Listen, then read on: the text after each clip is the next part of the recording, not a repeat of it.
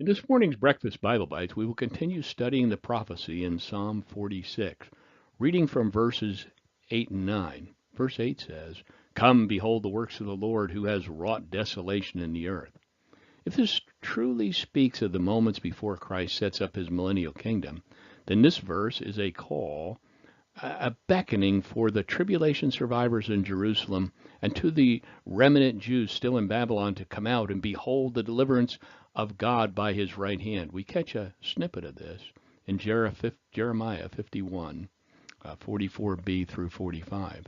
The nations will no longer stream to him. That's Baal, a Phoenician deity. Even Babylon's wall will fall. Come out from among her, my people. Save your lives, each of you, from the Lord's burning anger.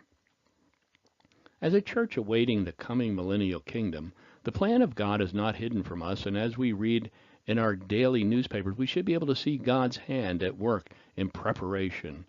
Look at the nations that have fallen in the past and observe that in every place where his people and absolute authority have been disregarded, ruin eventually follows. Charles Spurgeon has observed that sin has been a blight on nations and left their palaces to lie in heaps.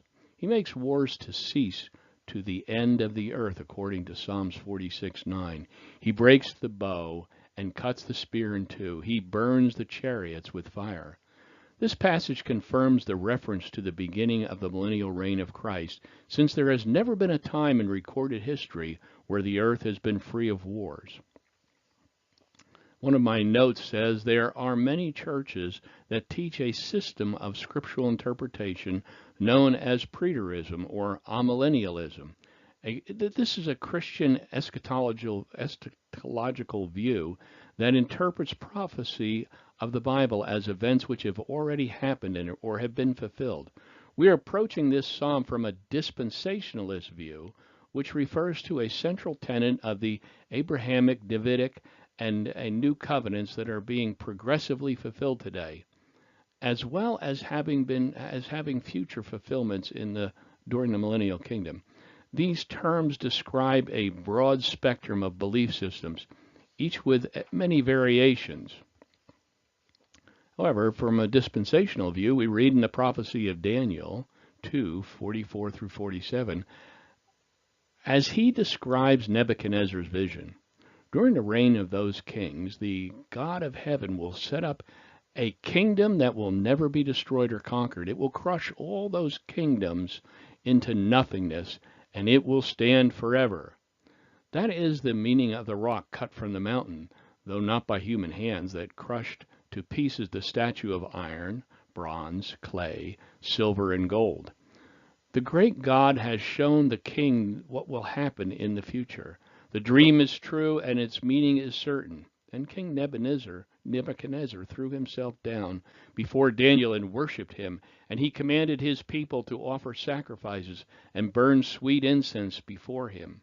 The king said to Daniel, "Truly, your God is the greatest of gods, the Lord over kings, a revealer of mysteries, for you have been able to reveal this secret." The prelude to that fulfillment of the king and the kingdom is found in Acts 3:20 through 21.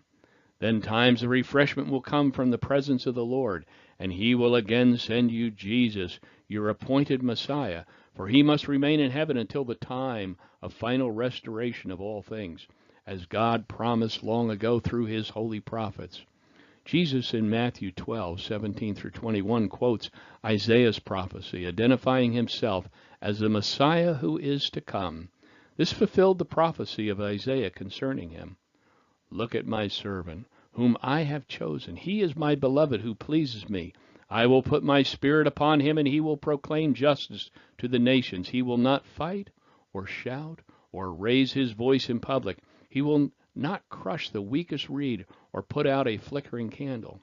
Finally, he will cause justice to be victorious, and his name will be the hope of all the world." One day Jesus will become the hope of the world, but for you and me today, our hope, our trust, should be that Jesus will come again soon as we pray for his prophetic fulfillment and the fulfillment of his promise in the Lord's Prayer. Thy kingdom come.